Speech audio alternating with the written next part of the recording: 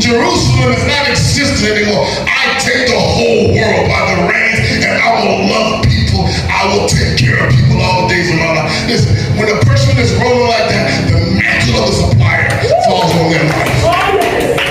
But I found none. I thank God for surviving famines. I thank God for surviving hardship. But how about raising our sheep and giving us a coat of many colors so that we're not just surviving, but we're supplying in the midst of hardship. We're supplying famine. We got a storehouse. We got storehouses. We are governors of the storehouses of God. Even as Joseph was a governor of Pharaoh's storehouse, and we supply first the people of God because we have an aptitude for care, and we reach out, right? And we reach and touch the poor.